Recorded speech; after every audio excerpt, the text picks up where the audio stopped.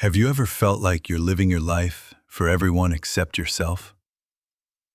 Picture this. Your workday is finally over. You're exhausted, and all you want is to go home. But then a coworker asks for 5 minutes of your help on a project that isn't even yours. You feel a tightness in your chest. You want to say no. You should say no. But instead, you hear yourself saying, "Sure, no problem. I'd be happy to." Or maybe it's your friend group. You find yourself agreeing to go to a loud, crowded party when you're on the verge of burnout, simply because you're terrified that if you decline, they'll stop inviting you altogether. You become the reliable one, the easygoing one, the one who never complains and always has a smile ready. On the surface, being the nice guy seems like a superpower.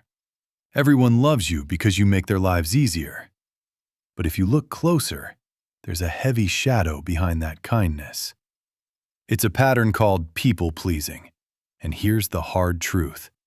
It isn't actually about generosity. It's about survival. It's a psychological shield built out of the fear of conflict and the desperate need for external validation. You've learned that the safest way to exist is to become a mirror, reflecting exactly what others want to see, while your own needs, boundaries, and identity slowly fade into the background. But what happens when the person everyone loves isn't actually you? What's the real price of being too nice? Today, we're going behind the curtain of the chronic people pleaser to find out why we do this and how to finally stop. Why is it so terrifying to say no? To understand the people pleaser, we have to look past the kindness and see the fear underneath. For a chronic pleaser, a simple refusal feels like a life-threatening risk. It's not just that you're too nice, it's that your brain has hardwired being liked with being safe. This architecture of fear usually starts in childhood. Perhaps you learned early on that your value wasn't inherent, but conditional. You became the good kid, the one who never caused trouble and always anticipated everyone's needs before they were even spoken. You wore that goodness like armor, believing that if you were perfect and helpful enough, you could avoid the pain of rejection or the chaos of conflict. But this survival strategy comes with a devastating price: the erosion of the self. You've spent so much time scanning other people's faces for signs of disappointment that you've forgotten how to look inward. Your boundaries haven't just been crossed, they've been dismantled. Every time you overextend yourself to keep the peace, you're sending a message to your own subconscious. My needs don't matter. My time isn't valuable. My feelings are secondary. You're trading your mental health for a temporary hit of external approval. But here's the trap: that approval is an addiction. You need more and more of it just to feel okay, while your true identity is left starving in the dark. You aren't actually connecting with people, you're performing for them.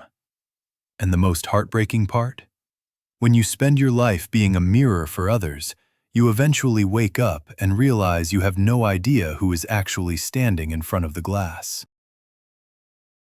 There is a dangerous myth that being a people pleaser makes you a better friend or a better partner. But the truth is much darker. When you never say no, your yes starts to lose its value. If you agree to everything, people don't see your kindness, they see your availability. You stop being a person with a soul and start being a tool for their convenience. And then there's the hidden poison: resentment. Because you're constantly ignoring your own needs to satisfy others, a silent anger begins to grow deep inside you. You feel taken advantage of, even though you're the one who didn't set the boundaries. This nice guy persona becomes a cage, and eventually, that suppressed frustration turns into passive-aggressive behavior or a total emotional burnout. You aren't actually being kind, you're being dishonest. By hiding your true feelings to keep the peace, you are preventing people from ever truly knowing you. You're building relationships based on a lie. You think you're being selfless, but in reality, you're just too afraid to be real. And the most painful part? People don't respect those who don't respect themselves. By trying to make everyone like you, you might end up with a lot of acquaintances, but very few genuine, deep connections that can actually weather a storm. To fix the present, we have to look at the past. Most people-pleasers weren't born this way. They were trained. Maybe you grew up in a home where love felt like something you had to earn. You learned that being good meant being quiet, helpful, and invisible. Perhaps you had a parent who was emotionally unpredictable, and you became an expert at reading the room, absorbing their stress so you could stay safe.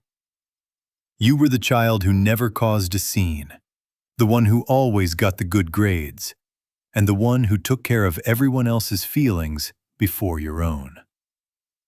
In that environment, your needs were a burden, and your boundaries were seen as rebellion. So you traded your voice for peace.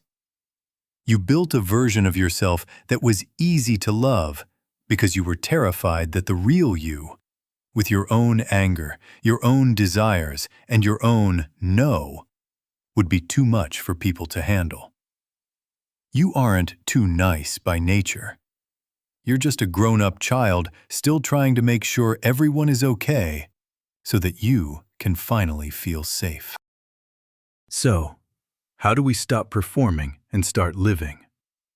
Breaking free isn't about becoming mean, it's about becoming authentic. The first step is realizing that no is not a rejection. It's a boundary that protects your soul. Start small. Practice the pause.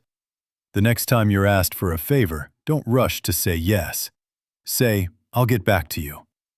This tiny gap gives you the space to make a conscious choice instead of an automatic sacrifice. You must learn to be okay with disappointing people.